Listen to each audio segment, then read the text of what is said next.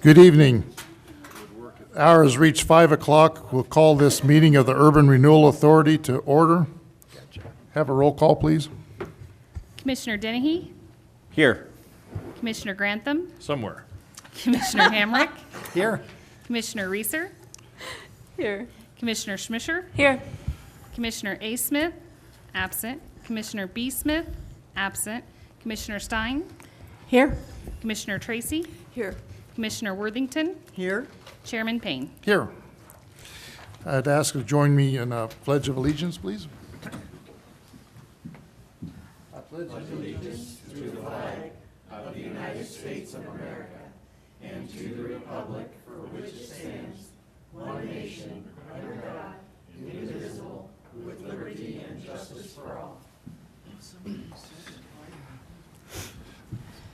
Move on to citizens requesting to speak to the Urban Renewal Authority.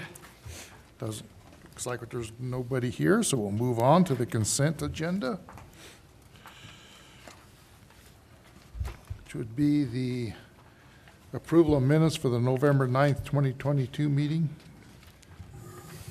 Move to approve the consent agenda. Second. Okay, it's been moved and seconded. Ryan, do you have anything to add?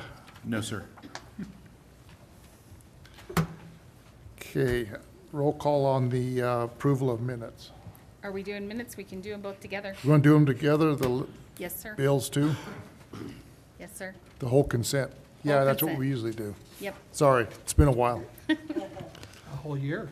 Yeah, it has been. Okay, so it's item A and item B on the consent agenda. Okay. Commissioner Dennehy, Aye. Grantham, Aye. Hamrick, Aye. Reeser, Aye. Schmisher, Aye. Stein, Aye. Tracy, Aye. Worthington, Aye. Chairman Payne. Aye. Move on to the financial report. Okay, we actually have things to talk about this time. So we didn't have a meeting in November, so I'll start with November. We had a beginning balance of $539,649.74. We had a tax increment brought in revenue for 2021 of $53,030.97. Same thing for 21-22, $292,550.55. Legal services of $100 to Hoffman Parker. November ending balance is $885,123.26. In December, we had a daily record ad of $42.66. Second TIF reimbursement to the Holiday Inn Express project, $7,379.84. More legal fees, $75. End of year balance, $877,625.76. Okay, thank you very much. Any questions or comments?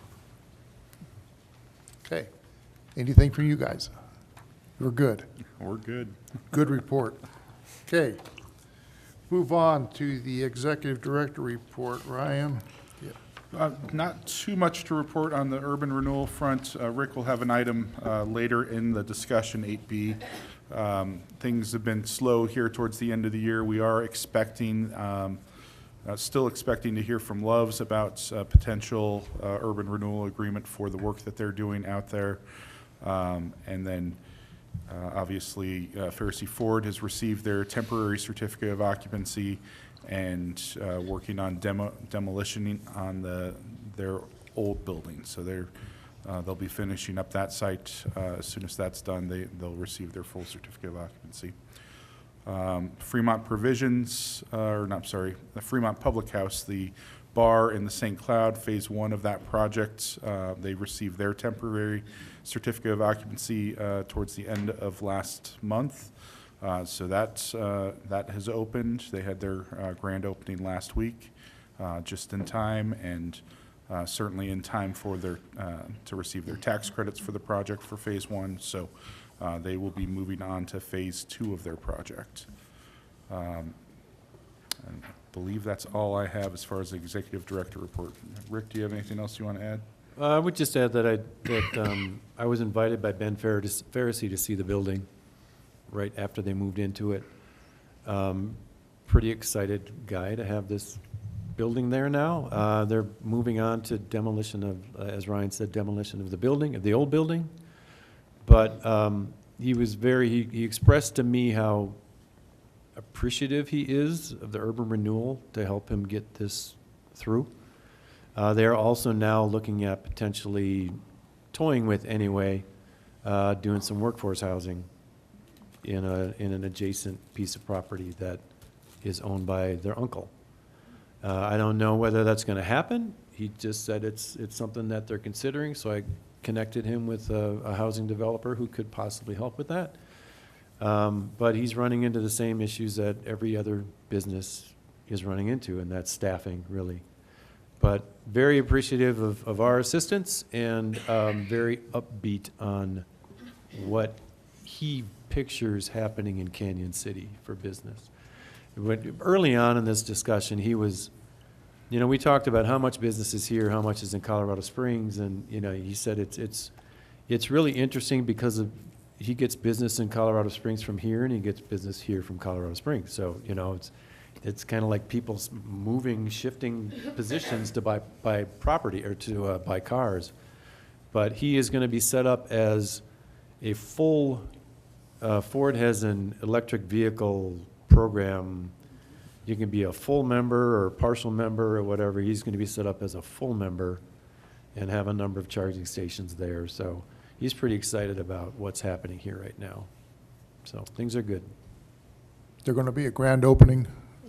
Yes, I don't know when, Okay. but yeah, they've got quite a bit of work to do on the site yet, and I don't know if he's going to want to do one prior to that, but it's still kind of messy in the parking lot. Okay. But I'll let you know when. I'll keep on him to do it as well. Okay. Amy? Thank you, Chairman Payne. I was just wondering if any of the downtown businesses or others in the URA area had reached out about the new life safety grant and the new facade grant, if that had created any momentum. The Thanks. facade grant has created a lot of momentum. There's starting to be, I'm seeing it turning into a competitive thing, potentially. And I have to make a call back about the life safety grant. So yeah, the facade really did make an impact. There's three projects right now. One is the corner of 3rd and Main, the Yarned and Dangerous building. One is the awning on what's the realty company? 901 Main Street. Keller Williams building. And the Airy building next to, basically, man, my brain. I'm with you, John. Between Tailored West Between and, Tailored West, yeah. and Phil's yeah. Barbershop. Yeah, Nancy's new space next to Tailored West. And that is basically recreating the entire facade. So those three are there. The Bean Peddler's interested also. They've got 2 facades there. So there's a lot of interest in it right now. It was a good Thank move. you.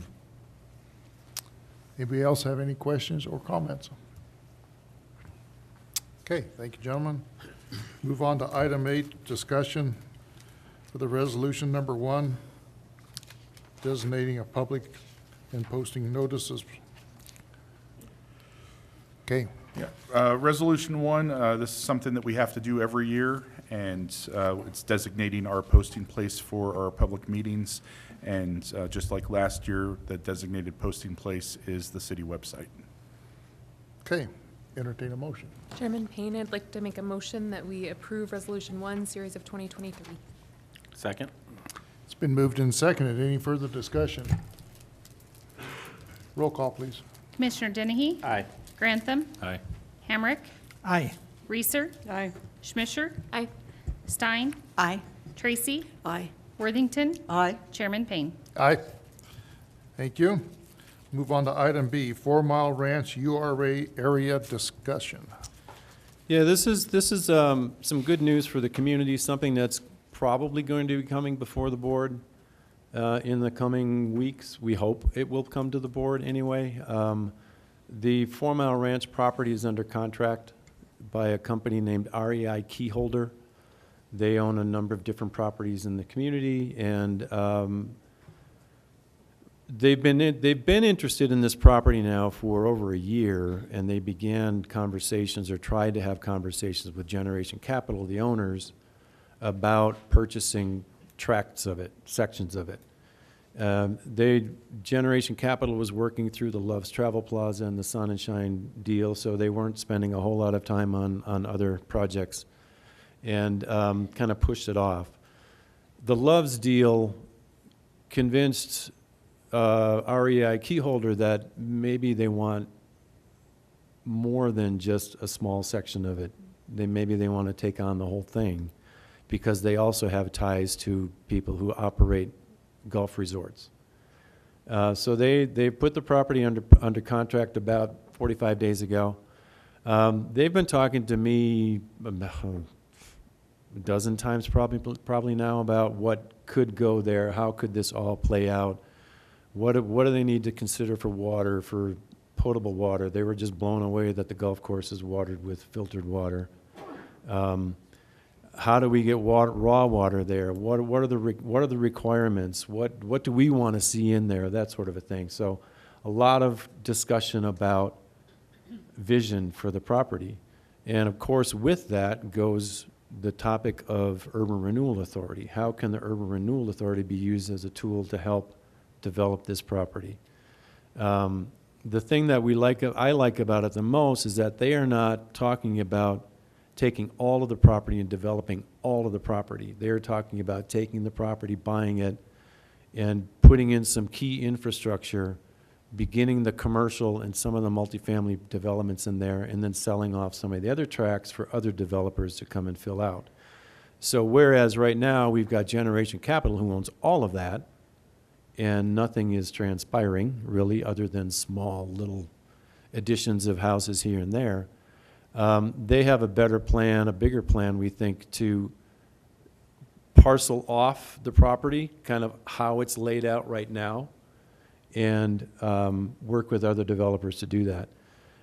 They're interested and asked for Urban Renewal Authority how we could create basically a TIF district for that, because most of that property is not in the Urban Renewal Authority area.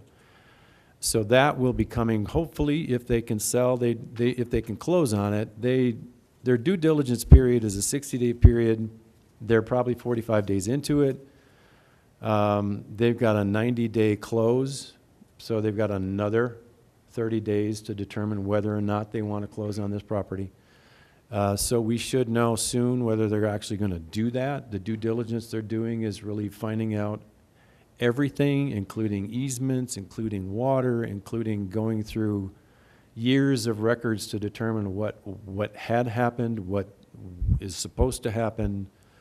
They're actually looking at rewriting the planned development district entirely and bring it up to modern needs and modern standards. So they're putting a lot of effort into determining how this could be turned into what we as a community envision for it, and how they can turn it into the type of golf resort that they would also vision as well. So the topic coming to us in the future will likely be, how do we create, or do we create, a new urban renewal area for 4 Mile Ranch? Most, just a little more background on urban renewal authorities, most urban renewal authorities don't have a large area like we do. They have multiple smaller areas. So my topic of conversation with them, one of them very early on was, well, if there's going to be urban renewal TIF funding used for this, there has to be more commercial development in it than there is right now, than there's planned right now.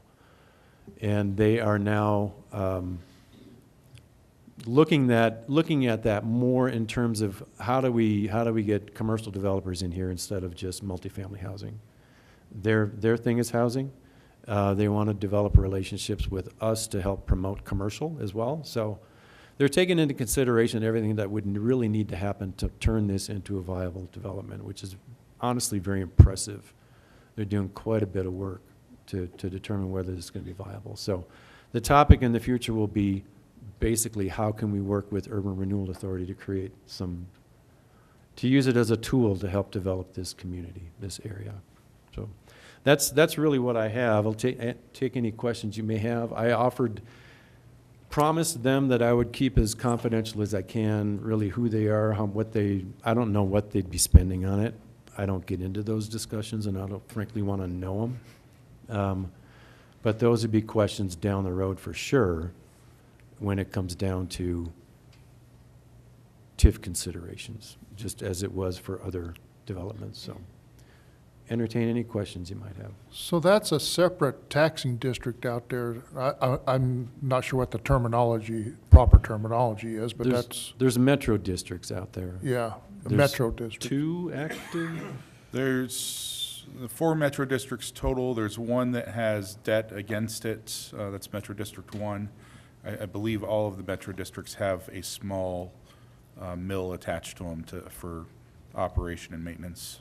Those would stay in place, I would assume. They would. Okay. And they're, from a due diligence standpoint, they're looking at the metro districts as well and how that plays into their overall plan. Anybody else have any questions or comments? Ms. Reeser? I apologize for beating the proverbial dead horse. A lot of communities, when they have new developers coming in, they approach the development from sort of an affordable housing perspective, like they require developers to set aside a certain, have we thought about that? Yes. Okay, I figured Yeah, you we've had. taled about that too, yeah. And I apologize, No, it's all I'm right. always No. on that bandwagon. That's all right. We've talked about every type of housing. In the plan, really, the plan itself, the PDD right now, it's planned for every type of housing, high-end to more attainable. Attainable is hard to come by these days, it really is.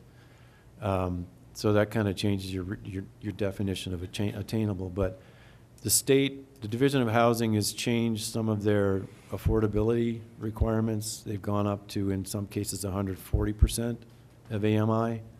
And I've talked to the developers, the investors about that as well. We would put them in touch with Division of Housing and CHAFA and Thank you. make all those connections. Thank you. Sure. Anybody else? Okay, There's got to be more questions than that. so you just keep us updated on that. Okay. Yeah, it's a good development. They're bringing in an investor on Friday to see the property. I don't know if I'll be included with that meeting or not, but I offered my services. Okay. All right, nothing further on that. Does anybody have anything else? Madam Mayor? Hello?